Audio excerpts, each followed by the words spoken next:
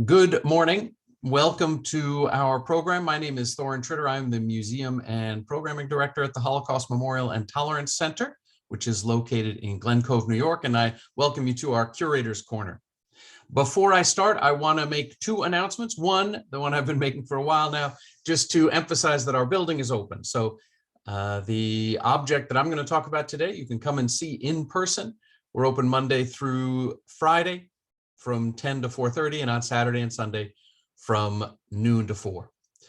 The other announcement I wanted to make, as I always do also, is just to encourage you to raise any questions you have during my presentation by using the Q&A feature of Zoom, and I'll make sure to look at those questions either during the talk or at the end of the program.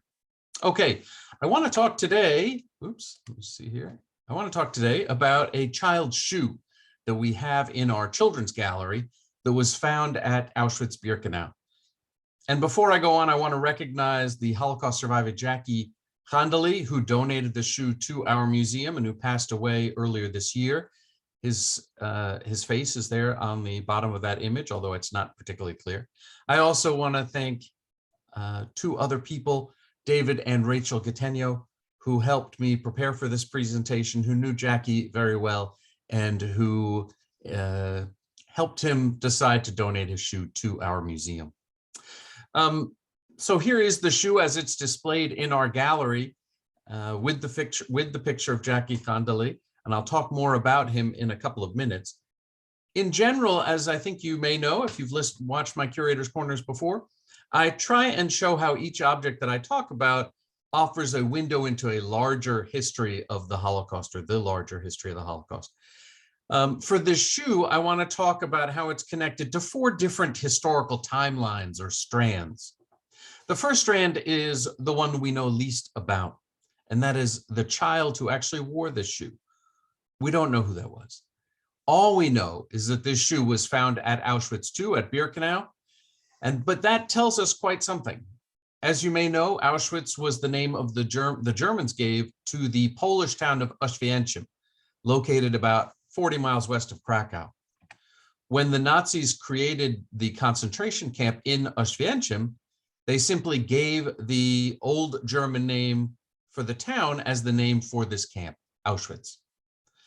The camp at Auschwitz came to include 3 main components and nearly 40 subcamps.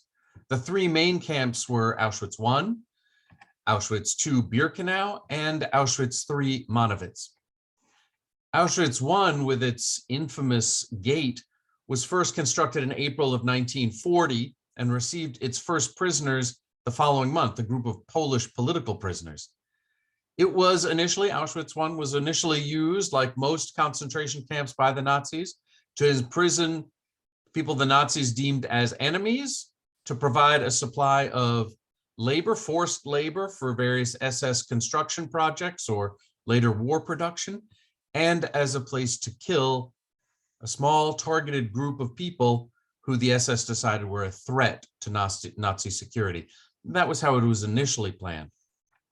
Auschwitz II, Birkenau, opened about a year later in October of 1941 in the neighboring village of Brzezinka and was almost 10 times the size of Auschwitz I. Like Auschwitz I, Birkenau served as a prison, but unlike Auschwitz I, Birkenau, beginning in February and March of 1942, became a killing center, a major killing center for the Nazis. It was a place where Jews were sent not to be held in prison or to do slave labor, but solely to be murdered in specifically designed gas chambers and crematoria. Auschwitz III, also called Buna or Monowitz, was established a year after that in October of 1942 and housed slave laborers who were assigned to work at the neighboring Buna synthetic rubber works. When Americans hear the name Auschwitz, I think mostly they think of Birkenau, with its iconic entrance and the vast sea of barracks. Between April of 1940 and the liberation of Auschwitz in January of 1945, more than 1.1 million people were murdered in this one place, including almost 1 million Jews. 90% of those who were killed in Birkenau. The shoe we display was found here. So it was likely from a Jewish child sent to Auschwitz with his family and murdered there. And given that all the items stolen from the victims at Auschwitz were periodically shipped back to Germany, we can also assume that this is from a child who was brought to Auschwitz late in the war, perhaps even as part of the Hungarian deportations in the spring of 1944. That, of course, is a guess. We don't know anything for sure about the child or the family, and we're never going to know that information. But the shoe is a reminder of that individual and that family. We often talk of the 1.1 million people murdered at Auschwitz or the 6 million victims in the Holocaust. And you may be familiar with the displays at Auschwitz or at the US Holocaust Memorial Museum, or this photo that we show in our gallery that shows the piles of stolen goods, the piles of shoes, the piles of eyeglasses, the piles of everything that the Jews brought to Auschwitz. And they give a scale, they give a sense of the scale of the crime, of the scale of murder taking place. But the single shoe is a reminder that when we speak of 1.1 million or 6 million, we are speaking about 1.1 million individuals, 6 million individuals, each with their own story. And that's what we hope people take when they look at the shoe in our gallery. A related strand of history that this shoe connects to is one of the saddest aspects of the Holocaust, the murder of children. And that's why the shoe is placed in our children's gallery. As the Warsaw ghetto historian Emanuel Ringelblum wrote in 1942, even in the most barbaric times, a human spark glowed in the rudest heart, and the children were spared. But the Hitlerian beast is quite different, he said. It would devour the dearest of us. Those who arouse the greatest compassion are innocent children. Of the estimated 216,000 Jewish children deported to Auschwitz, only about 6,700, mostly teenagers, were selected for forced labor. Nearly all the others, more than 200,000, were sent directly to the gas chambers. When the camp was liberated on January 27, 1945, Soviet troops found just 451 Jewish children among the 9,000 surviving prisoners. All across Nazi-controlled Europe, children and the elderly had the lowest rates of survival in concentration camps and killing centers. Essentially, people over 50, pregnant women, and young children were the most frequently, almost immediately sent to gas chambers at Auschwitz and Birkenau and other killing centers. When World War II began in September of 1939, there were about 1.6 million Jewish children living in the territories that the German armies or their allies would later occupy. 1.6 million. When the war ended in May of 1945, somewhere between 1 million and 1.5 million Jewish children were dead. And between 5,000 and 7,000 German children with physical disabilities and mental disabilities living in institutions were also murdered, along with tens of thousands of Roma and Sinti Gypsy children. Soon after the liberation, Jewish agencies throughout Europe began tracing survivors and measuring communal loss. In the Low Countries of Belgium and the Netherlands and Luxembourg, perhaps some 9,000 children survived. Of the almost 1 million children, Jewish children in Poland in 1939, only about 5,000 were alive in 1945. The figures are staggering. Let me add, however, that while we view the killing of innocent children as particularly barbaric, the fact is that all the Jews who were murdered by the Nazis were innocent. They had done nothing wrong. Their only crime was that they were Jewish. So we remember the children, but we remember all the victims as well. There are two other strands that I wanted to talk about that are a bit more uplifting, I hope. The first deals with the amazing things that children were able to overcome during the Holocaust. In spite of their acute vulnerability, some children discovered ways to survive. In the ghettos, because of their small size, children could smuggle needed food, medicine, and supplies into and out of the ghetto in ways that no adult could. Children also joined youth movements in ghettos that enabled them to participate in underground activities and resistance movements. And you see a couple of pictures from the Warsaw Ghetto where children were involved in smuggling food or getting over various barricades and walls.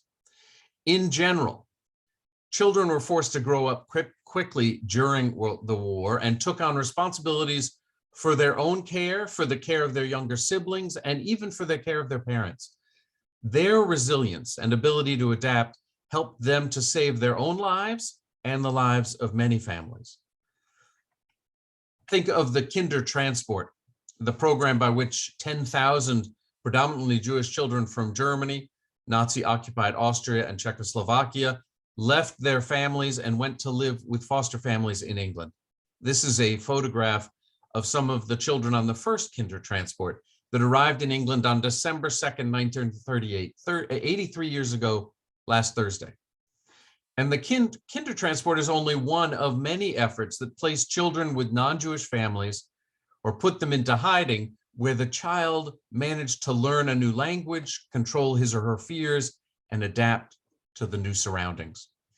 I am always in awe when I listen to child survivors explain how they managed to survive or escape. Some of the diaries written by children also offer an amazing window into how they came to process the horrors that were taking place around them. Anne Frank, of course, perhaps most famous.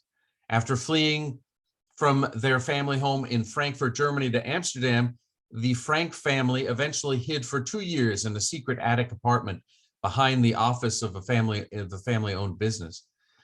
Anne's diary offers a highly personal view into those 2 years. One of the many poignant entries is on July 15th, 1944, when she wrote, "It's utterly impossible for me to build my life on a foundation of chaos, suffering, and death. I see the world being slowly transformed into a wilderness. I hear the approaching thunder that one day will destroy us too. I feel the suffering of millions. And yet, when I look up at the sky, I somehow feel that everything will change for the better, that this cruelty too will end, that peace and tranquility will return once more. In the meantime, I must hold on to my ideals. Perhaps the day will come when I'll be able to realize them." It's a shockingly powerful, short summary of what she's experiencing and what she's thinking about. And this brings me also to our fourth strand, or the fourth strand I want to talk about that connects to our shoe, and that's the story of the child survivor who found the shoe and donated it to us, and that is Jackie Khandali. His story also inspiring. Jackie was born in 1928 in Salonika, Greece. At the time, Salonika had one of the largest Jewish populations of any city in the world. By 1900, it was home to 80,000 Jewish residents. It then went through a decline that followed World War I as Jews moved out of Salonika. But in 1939, it was still home to 60,000 Jews. And even more powerful than just the large Jewish population was the fact that the Jews of Salonika could trace their presence in northern Greece back as far as 315 BC or BCE. So by 1940, the Jewish community in Salonika had existed there for over 2,000 years. It was one of the oldest Jewish communities on the planet. But not all the Jews in Salonika traced their roots back to families who'd migrated there in the early years of the millennium. The city had also seen a massive influx in the 15th and 16th centuries of Sephardic Jews who traced their roots back to Spain. Those Sephardic Jews had flourished in Salonika and turned it into a thriving Sephardic cultural center. So Jackie grew up in a city with a rich Jewish history, but unlike the Ashkenazi Jews of Eastern Europe who spoke Yiddish, he grew up in a Sephardic city where everyone spoke Ladino. Things changed in Salonika after the Nazi invasion of April of 1941, when Jackie, the youngest of his family, was 14 years old. After a year of financial difficulties and food shortages, in July of 42, the Nazis began registering the Jews of Salonika and stealing their assets. Then came the forced wearing of the yellow star, followed by the creation of Jewish ghettos. Jackie described watching the Jews of Salonika, whose families had lived with dignity in the city since the 16th century in many cases, being forced from their homes and into the ghettos. He described it as one of the worst things he had ever seen in his life. The final stage of the Nazi plan started in March of 1943, and that was even worse. The Jews of Salonika were deported to Poland on cattle cars. Excuse me. Although they were told that they were being resettled, the trains were mostly directed to Auschwitz. 2,400 to 2,800 Jews left Salonika every 3 to 4 days, believing they were heading to somewhere better than the crowded ghetto, but actually being sent to their deaths. Jackie, then 15 years old, along with his parents, 2 brothers and 3 sisters, excuse me, were loaded onto a train car on April 7th, 1943, the 8th deportation from Salonika. They were packed into a train car with 77 other people, leaving no place to lie down or even to sit. He later explained, inside the train wagon, there's one container of water, next to it a container with chemicals, which is the bathroom. There is no curtain. There was some food, he said, figs, raisins, bread, and cheese, but the ration of water was only 1 cup of water per day per person. And that actually ran out after 3 days. The cheese, Jackie said, was the worst because it made him so thirsty, made him want more water, which he couldn't have. After the first day, the toilet bucket was already disgusting and spreading a stench through the car. The water ran out on the 3rd day, but the trip ran on for 7 days. Finally, the train arrived at Auschwitz. This is a photograph taken of Hungarian Jews arriving at Auschwitz in May of 1944, but it would have been very similar when Jackie and his family arrived a year earlier. Jackie's parents and sisters were placed on one line while Jackie and his 2 older brothers were moved to a different one. Jackie later found out that his parents were sent directly to the gas chamber while his sisters were initially selected for work, but he never saw any of them again. Jackie and his brothers were selected for work, given tattoos, and marched to Monowitz, where the 3 began to work in an IG Farben factory. Jackie later described what happened. He said most of the Greek Jews who were not immediately gassed were sent to work in the Buna plants. The first group of some 200 Salonican Jews arrived at Buna on May 2nd, 1943. Within a year, there were some 3,000 Greek Jews working there. Greek Jews suffered more than others, primarily for 2 reasons. The first, that we were used to a much milder climate. The second reason was the language barrier. Ashkenazi Jews who knew Yiddish could understand the Germans. We could not. Despite their physical strength, Greek Jews died like flies. Within 3 months of our arrival in Auschwitz, 70% of us were no longer alive. Within 6 months, both of Jackie's brothers had died of starvation or disease. Jackie was almost killed on several occasions, but then was befriended by an influential prisoner and given a job in the kitchen. It was one of the best jobs any prisoner could have at Auschwitz, gave him access to food, and kept him indoor during the worst weather. And thanks to that job, he survived until January of 1945. Then, with the Red Army approaching, the Nazis forced Jackie and 60,000 other prisoners from Auschwitz to march the 40 miles in January of 1945 in the cold and the snow to Gleiwitz.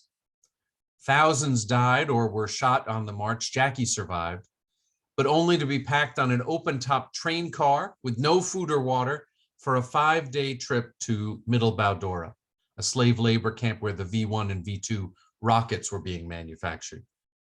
You can see here a map of where the various death marches led to from Auschwitz. At Mittelbau, the conditions were unbelievable. Dead bodies stacked up like cordwood. Jackie, age 17 when he was liberated, weighed 79 pounds, but he did survive.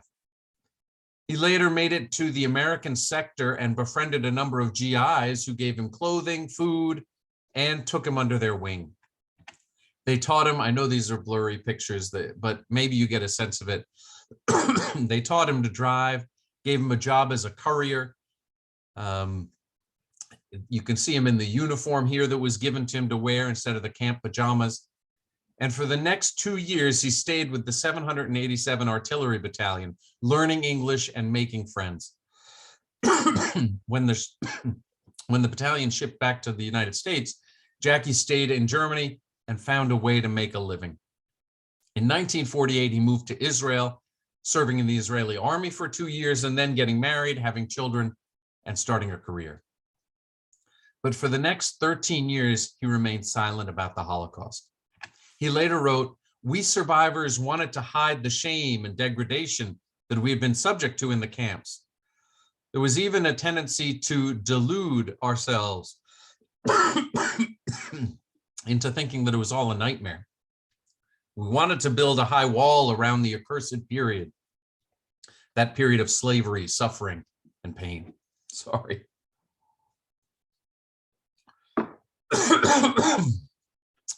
It was the Adolf Eichmann trial in 1961, which I'm going to talk about next week, that according to Jackie changed his perspective. After listening to other survivors describe what they had been through, Jackie began to talk about his experience. He started speaking to UJA groups and then, based on the advice of a friend and fellow survivor Elie Wiesel, started leading groups on visits to Auschwitz. After 1983, when he retired, he turned his energies to educating about the Holocaust, taking dozens of groups, adults, soldiers, high school students, to Poland and giving them his firsthand account of what he had lived through. It was on one of those trips, guiding a group through Auschwitz, that he came across 3 children's shoes. Recognizing the power of those small shoes, that they could convey some of the history of the Holocaust, he found 3 homes for those shoes. The first he gave to the Jewish Museum in Salonika. They have it as part of their permanent display, as you can see here, along with other remnants of what people had brought to Auschwitz. The second he gave to the St. Louis Holocaust Museum. This is a photograph of their shoe, which is currently in storage as the organization builds a new museum. According to their archivist, they're still debating and talking about how best to display it when they build their new building. The third shoe was given to us. And while all 3 shoes donated by Jackie, as I think you can see here, are different and not from the same pair or any one of them from the same pair, there are some notable similarities. To state the obvious, all 3 are children's shoes and all have severely deteriorated over time. But there are hints in all 3 as well that they were cared for and repaired a number of times. Perhaps that's not surprising. All 3 shoes were probably worn by multiple children and were repaired at times to make sure they were usable for a second or third child. Shoes, of course, still an expensive item in Europe in the 1930s, not something to be thrown away just when one child outgrew them, but instead repairs could be made to make them usable for other children or for more years. When closely looking at our shoe, you can see significant wear on the toe and the heel, perhaps a hint that more than one child had worn them and worn them down over time, a hint also at the value of the shoes to their owners. And we too treasure the shoe for the memories it evokes and for the connection to Jackie Handali. The 3 shoes together, I think, also are a nice tribute to Jackie, showing his wide impact in Holocaust education. And of course, the 3 institutions where the shoes are on display are just the tip of the iceberg. Jackie shared his testimony with thousands of people and dedicated his later life to making sure that people would not forget what happened during the Holocaust. We are honored to include his story in our museum and to have one of the shoes that he found in our collection. Let me close today with a poem shown in the U.S. Holocaust Memorial Museum in Washington, D.C. about shoes. It was written by Moses Schulstein, the great Yiddish poet who survived the Holocaust and died in 1981. After seeing the pile of shoes at the memorial at Majdanek, he wrote a poem entitled, "I Saw a Mountain." I put the entire poem on the slide, but I'm just going to read 2 stanzas. The poem opens with, I saw a mountain higher than Mont Blanc and more holy than the mountain of Sinai. Not in a dream, it was real. On this world, this mountain stood. Such a mountain I saw of Jewish shoes in Madonic. The fourth stanza is the one shown at the museum in Washington, D.C. We are the shoes, we are the last witnesses. We are shoes from grandchildren and grandfathers, from Prague, Paris, and Amsterdam.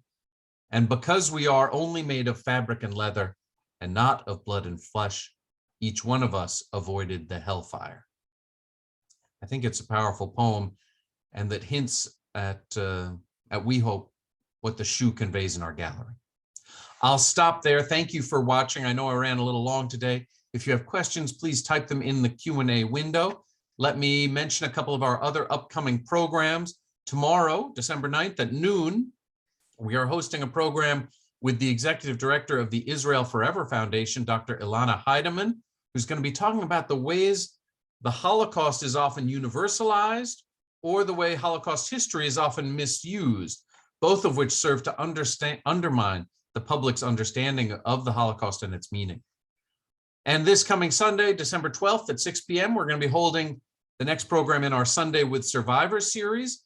In this program, child survivor Eva Kessner will share information about her Viennese family's survival in Nazi-occupied France and then their harrowing escape to Switzerland in 1942 at the height of the final solution.